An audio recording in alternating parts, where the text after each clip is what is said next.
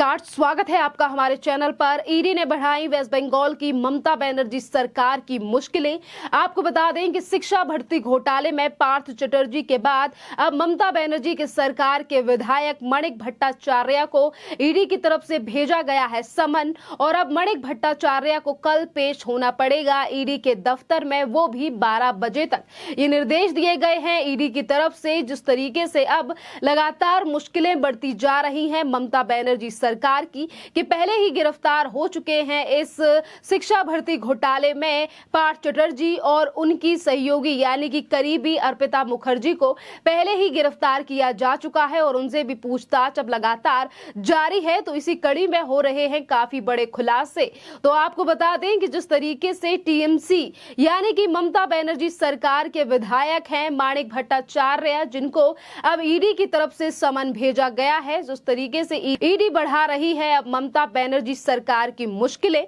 आपको बता दें कि जहां एक तरफ समन भेजा गया है, तो वहीं दूसरी तरफ ये भी खुलासा सामने आया है कि जिस दिन पार्थ चटर्जी और अर्पिता मुखर्जी के घर और परिसरों पर डाली गई थी ईडी की तरफ से रेड, उस दिन मणिक भट्टाचार्य के दफ्तर पर भी ईडी ने डाली थी रेड, और 8 घंटों तक वहां काम करने वाले कर्मचारियों से की थी पूछताछ। और वहीं दफ्तर से मिले थे कुछ सीडी, जिसमें काफी ज्यादा महत्वपूर्ण सबूत बताए जा रहे हैं ईडी की तरफ से, और इसी आधार पर भेजा गया है ये समन, जिसमें कल पेश होना है मणिक भट्टाचार्य को ईडी के दफ्तर। इसी के साथ हम आपको बता दें कि जिस तरीके से एक ये जो शिक्षा भर्ती घोटाला है, जो कि 2018 का मामला है, जिसमें एक तरफ सीबीआई कर रही है जांच, तो वहीं दूसरी तरफ अब ईडी के हाथ में भी बड़े सबूत लग रहे हैं। तो इसी के आधार पर हम आपको ये भी बता दें कि जहां एक तरफ ममता बनर्जी के बड़े से बड़े मंत्रियों के ऊपर अब ईडी और सीबीआई का शिकंजा कसता जा रहा है, तो वहीं इस पूरे मामले को लेकर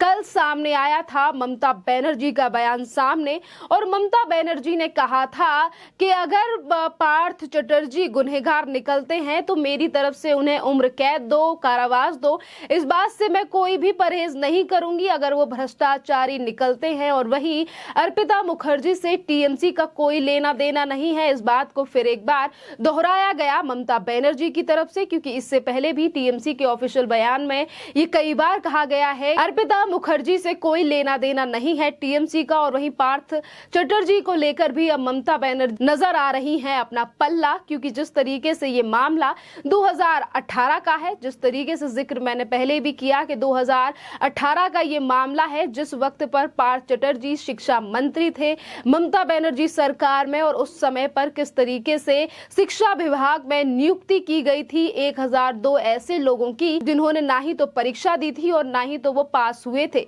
यानी कि इस तरीके से लोगों की भर्तियां की गई थी, और उसके बाद ये मामला कोर्ट तक पहुंचा था, और कोर्ट ने ही आदेश दिए थे इस पूरे मामले में सीबीआई के जांच के। और अब अगर ममता बनर्जी सरकार के ऊपर सवाल उठ रहा है, तो इसका कारण यही है कि आज अगर ईडी इस पूरे मामले पर कार्यवाही कर रही है, तो ममता बनर्जी और पूरी टीएमसी के तमाम बड़े नेताओं का कहना है कि हमारा पार्थ चटर्जी से कोई लेना देना नहीं है, और वहीं अर्पिता मुखर्जी का टीएमसी से कोई लेना देना नहीं है। पर अगर ये मामले की बात करें, तो ये जो शिक्षा भर्ती घोटाला है, तो ये जो मामला है ये 2018 का है, जिसमें पहले ही बहुत सारे बड़े सबूत सामने आ चुके हैं, और यही बड़ा कारण है कि कोर्ट की तरफ से भी कहा गया था कि इस पूरे मामले में सीबीआई की जांच होनी चाहिए। जैसे जैसे ये जांच आगे बढ़ी है, अब ईडी के हाथ में ये मामला आ गया है, तो जब चीजों का पता था, नेताओं की गिरफ्तारियां और चीजों के खुलासे पहले भी हो रहे थे, तो तब ममता बनर्जी ने आखिरकार अपने नेता यानी कि उद्योग मंत्री पार्थ चटर्जी पर क्यों नहीं की थी कार्यवाही। और वही वो पहले शिक्षा मंत्री रह चुके हैं जिस वक्त का ये मामला है, और इसीलिए अब ममता बनर्जी सरकार को लेकर उठाए जा रहे हैं ये तमाम सवाल कि कैसे ममता बनर्जी ने पहले अपने नेताओं का बचाव किया, पहले अपने नेताओं के ऊपर कोई कार्यवाही नहीं की टीएमसी सरकार और पश्चिम बंगाल की मुख्यमंत्री ममता बनर्जी ने। पर आज किस तरीके से खुलासे हो रहे हैं कि एक तरफ रेडमारी में ये चीजें निकलकर सामने आ रही हैं कि 21 करोड़ रुपए का कैश अर्पिता मुखर्जी के घर से बरामद हुआ है, जिसमें 50 लाख से ज्यादा सोने की ज्वेलरी है, विदेशी मुद्रा है, और तमाम बड़ी चीजें जो हैं वो बरामद की गई हैं अर्पिता मुखर्जी के घर से, जो कि सहयोगी यानी कि काफी ज्यादा करीबी हैं पार्थ चटर्जी की। और इसी को लेकर ये तमाम मामले अगर सामने आ रहा है तो ममता बनर्जी लगातार अपने आप को बचाने की कोशिश कर रही हैं, क्योंकि आज उनकी सरकार को लेकर ही उठाए जा रहे हैं जनता की तरफ से ये तमाम सवाल। और इसी के साथ हम आपको ये भी बता दें, ईडी के बयान में यानी कि अब जिस तरीके से तमाम लोगों का अब मामला सामने आ रहा है, जिस तरीके से चीजें निकलकर सामने आ रही हैं, तो वहीं 259 लोगों को अवैध रूप से नौकरी देने का लगा था आरोप। बता दें कि साल 2014 में प्राथमिक शिक्षा नियुक्ति के लिए पात्रता परीक्षा के लिए 259 लोगों को नौकरी दी गई थी और 259 लोगों को नौकरी दी गई थी, लेकिन आरोप यह है कि गलत प्रश्न का दावा कर इन सभी की नजर पुस्तिका में 1 अंक बढ़ा दिए गए थे। उसके खिलाफ कलकत्ता हाईकोर्ट में याचिका दायर की गई थी और उस याचिका के बाद कलकत्ता हाईकोर्ट ने इस मामले को सीबीआई जांच कराने का आदेश दिया था। माणिक भट्टाचार्य को उनके पद से हटा दिया गया था। कि बता दें कि शिक्षक नियुक्ति के मामले में पार्थ चटर्जी के आवास से जो कागजात प्राप्त हुए हैं उसमें प्राथमिक शिक्षकों की नियुक्ति के मामले के कागजात भी मिले हैं और शायद यही बड़ा कारण है कि ईडी की तरफ से गिरफ्तार किया गया है पार्थ चटर्जी को। इसी के साथ मंत्री पार्थ चटर्जी के सामने आमने सामने बिठाकर हो सकती है पूछताछ। आपको बता दें कि ईडी के अधिकारियों का कहना है कि शिक्षक नियुक्ति के मामले में पार्थ चटर्जी और अर्पिता मुखर्जी को हिरासत में लिया गया है और उनसे पूछताछ की जा रही है। ईडी के अधिकारियों के अनुसार अर्पिता मुखर्जी जांच में सहयोग कर रही हैं। ईडी के अधिकारी का कहना है कि कल दोपहर माणिक भट्टाचार्य को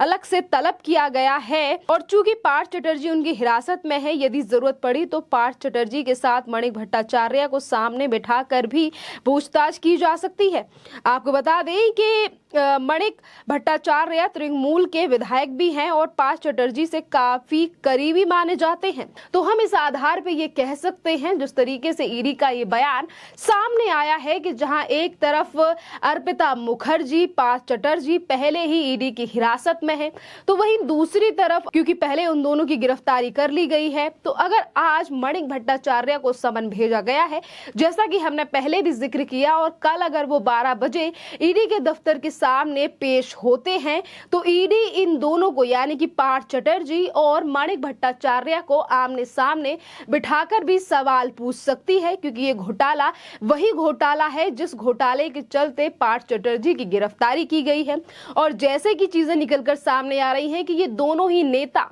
यानी कि उद्योग मंत्री पार्थ चटर्जी और टीएमसी के विधायक माणिक भट्टाचार्य दोनों ही काफी ज्यादा करीब है, क्योंकि जिस समय पर यह घोटाला हुआ था उस समय पर पार्थ चटर्जी थे शिक्षा मंत्री। तो वहीं दूसरी तरफ अगर हम बात करें